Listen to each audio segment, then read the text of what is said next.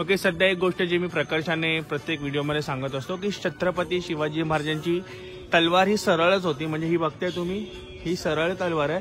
कारण की शिवाजी महाराज घोड्यावरनं युद्ध करत होते आणि ऑब्व्हियसली तुम्ही जेव्हा घोड्यावर बसता तेव्हा तुम्ही ऑलरेडी 6-7 फुटावर आलेले असतात.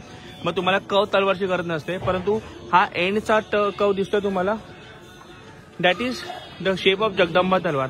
मी आता जे म्युझियम व्हिजिट केलं त्यात सांगितलं होतं की जगदंबा तलवार सरळ होती आणि थोडीशी कव होती, स्लाइटली कव होती. हे मला या निमित्ताने कळलं. म्हणजे ही डिटेलिंग ज्यांनी स्टॅच्यू बनवलाय त्यांच्यासाठी हा मानाचा मुद्रा नक्की देण्यात येईल.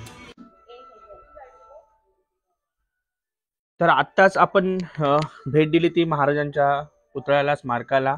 आणि आता खरंच ऐतिहासिक क्षण आलाय की मी तुम्हाला खऱ्या तोफा दाखव. हे बघा, ब्रिटिशांचं साम्राज्य जेव्हा होतं तेव्हा लॉर्ड कर्झन आपण नावं घेतलं, लॉर्ड एज्युकेशन नावं घेतली. ह्यांनी राहताना त्यांच्या इथे तोफखाने होते, हे सेफ्टीसाठी होते. पण ह्यांची डिझाईन बघा, मी तुम्हाला थोडंसं आरामात दाखवतो कारण की वेळ दिलाय ताईंनी की तुम्ही आरामात बघा. अशी मुगलं दिल्या ह्या लाकडाच्या तोफा का, कारण की इकडचे रस्ते तेव्हा इतके दणकट नव्हते, चांगले नव्हते, मजबूत नव्हते, आताही नाहीयेत. त्यामुळे लाकडी बांधकाम असलेल्या ह्या तोफा. त्याच्यानंतर जर तुम्ही इथे आलात तर ह्या ज्या तोफा आहेत ह्यांचं तुम्ही बांधकाम बघितलं तर ह्या पूर्णपणे लोखंडाच्या आहेत, म्हणजे ह्या वेल्ड केलेल्या तोफा आहेत. मी एक्झॅक्ट सांगू शकत नाही की ह्या तोफा आता म्हणजे वर्किंग कंडिशनमध्ये नसणारच, परंतु याचा मारा, या लांब पल्ल्याचा मारा नसूनच छोट्या पल्ल्याचा मारा, म्हणजे शॉर्ट डिस्टन्सच्या तोफा आहेत. परंतु वेगवेगळ्या रंगाच्या, वेगवेगळ्या कलरच्या आणि वेगवेगळ्या डिझाईनच्या तोफा असणंच महत्वाची गोष्ट आहे. कित्येक लोक माथेरानला येतात, पॉईंट बघतात, सेल्फी करता जातात. त्यांना मी आवर्जून सांगेन की या संग्रहालयाला नक्की भेट द्या. आम्हाला वाटतं की आपण आता आतच जाऊया. हे जे घर आहे म्हणजे घर नसून वाडा, आणि आपल्यासाठी हे छत्रपतीचं मंदिरच खरं तर झालं पाहिजे. आज जर तुम्ही आलात तर प्रदर्शनार्थ ठेवलेली पत्र, या महाराजांच्या दुर्मिळ मोडी लिपीतील हस्तलिखित पत्रांच्या स्कॅन प्रती व त्यांचे अनुवाद आहेत. ज्या पद्धतीने महाराजांनी पत्रव्यवहार केला, नागोजी भोसले मुद्राधारी यांना कोट उतळून येथील सारंगाची देण्यात, या सर्व प्रकारचे पत्र आहेत.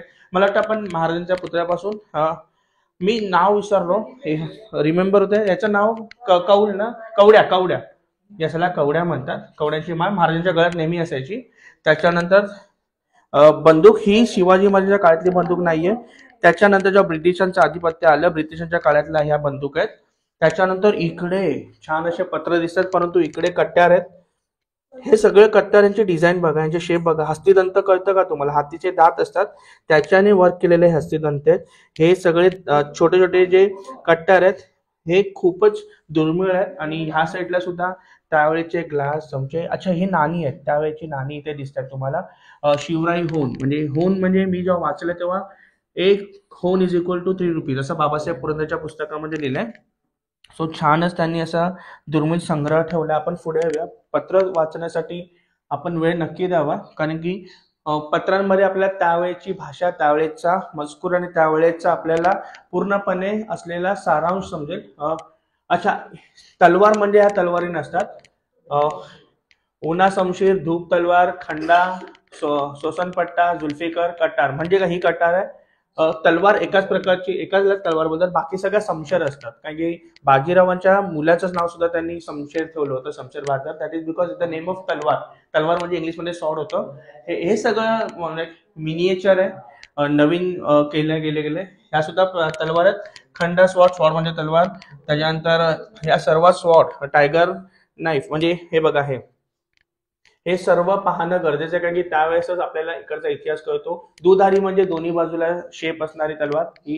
हे बघा, ह्याला मॅन म्हणजे काय, तर ज्याच्यात तलवार आपण ठेवतो. आपण परत पुढे जाऊया, कारण की व्हिडिओ मोठा झाला तरी सुद्धा आपण हा वेगळा टाकू. वा, खरंच आपण धन्य झालो. मला वाटतं इकडे आपण जर नजर टाकली तर महाराजांचा जरीटोप, महाराजांचे आभूषण आणि महाराजांचे पादुका, ह्याला आपण बाहेरून जरी पाया पडला तरी जीवन स्वर्थ झालं. खरंच असं वाटतंय. हा पूर्ण, जेव्हा तुम्ही वॉरला जातात, जेव्हा तुम्ही युद्धाला जातात, तेव्हा चिलकट काय असतं, आणि हे पूर्ण वेपन किट आहे. म्हणजे आता क्रिकेटमध्ये असे जसे किट घालतात तसं त्यावेळेस किट, सेफ्टी आणि त्याच्यावर डिझाईन सुद्धा आहेत, पण ते कालांतराने थोड्याशा गेल्यात. आपण कुठून सुरू करू? अच्छा, इथून थोडंसं फिरून घेऊ. नाही, आपण हे कव्हर करून घेऊ कारण की खूपच मोठं आहे हे. त्याच्यानंतर इकडे सुद्धा, अच्छा इकडे वाघ नका आहेत. जरा इकडे जर आलात तर धनुष्य बाण, हे ओरिजिनल. इकडे ना विष लावायचे जेणेकरून धनुष्यबाण घुसला की माणूस जखमी व्हायचा, मरायचा. वाघनख.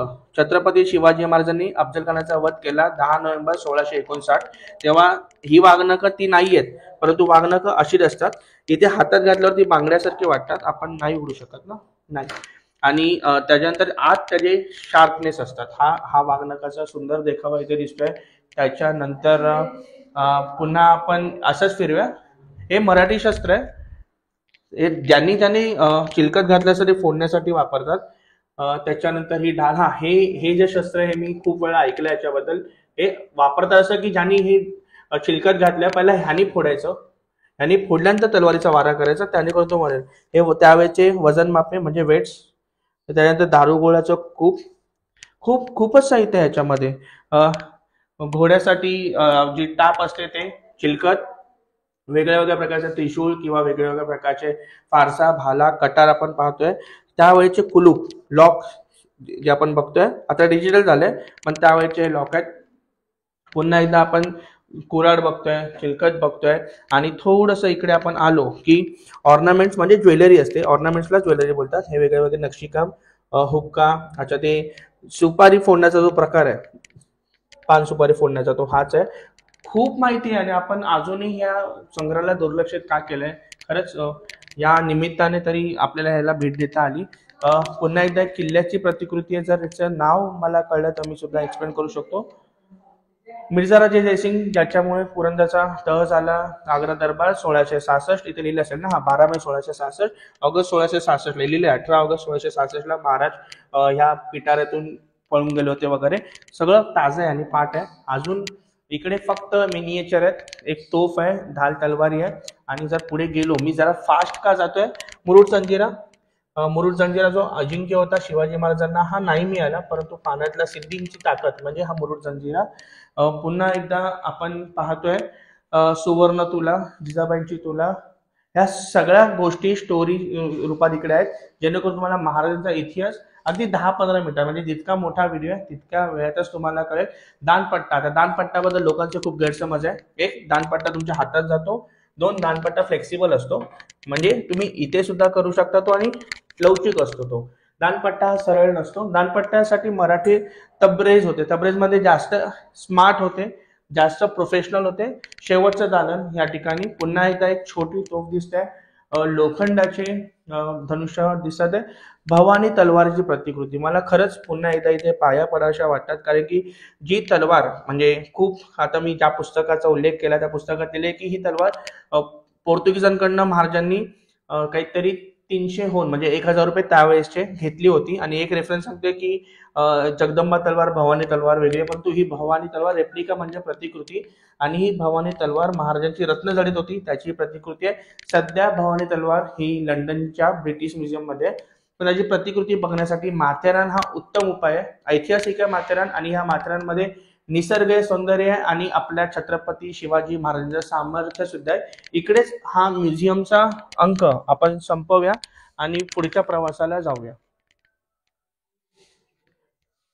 ओके, तुम्ही सुद्धा माथेरानला फिरायला आला आणि खूप जण माथेरान फिरतात, जसं मी सांगितलं, सेल्फ्या करतात आणि जातात. पण ह्याच्या पलीकडे तुम्ही महाराजांचं आता म्युझियम बघितलं, कसं वाटलं? महाराजांची हे सर्व बघून आम्हाला छान वाटलं होतं. आणि म्हणजे लहान मुलं आपल्यासोबत, त्यांना 4थी आणि 7वी मध्ये इतिहास असतो, मग त्यांना व्हिज्युअलाइज झालं ना की जरा बरं वाटतं. तू सांगशील बाय, तू जेव्हा बघितलं तर कोणती गोष्ट कळली तुला त्यातली? महाराजांच्या काळात म्हणजे तलवार वगैरे बघितली तू? पहिल्यांदा बघितली. ते कसे म्हणजे महाराजांनी पहिल्या काळात कसे काय कार्य केले होते ते सर्व काही सांगितलं. बरोबर. त्या काळातचे तलवारी, त्यांचे सगळं त्यांचे साहित्य आहेत, त्यांचे किल्ले आहेत. समजलं त्यातून. कसं आहे, सगळ्या गोष्टी पुस्तकात नाही कळत, त्या इकडे आल्यावरच जास्त तरी पुस्तकात नव्हते, जास्त एवढं काही वस्तू नव्हते त्यात. इनफॅक्ट त्यात ना वाघनख आहेत महाराजांचे ना, म्हणजे त्यांचे जरीटोप वगैरे आहे, ते खरंच बघण्यासारखं आहे. ते आज पहिल्यांदा बघितलं, खूप छान वाटलं इथे येऊन. नक्की नक्की मी तुम्हाला हा व्हिडिओ शेअर करीन. म्हणजे तुम्ही फक्त सबस्क्राईब नका करू, तर व्हिडिओ बघा आणि बाकीच्यांना सुद्धा सांगा की असे व्हिडिओ का बनणं गरजेचं आहे, कारण की इथून माहिती येते. फक्त टाइमपास असेल ना तर नका करू ते. इन्फॉर्मेशन मिळाली पाहिजे. ठीक आहे.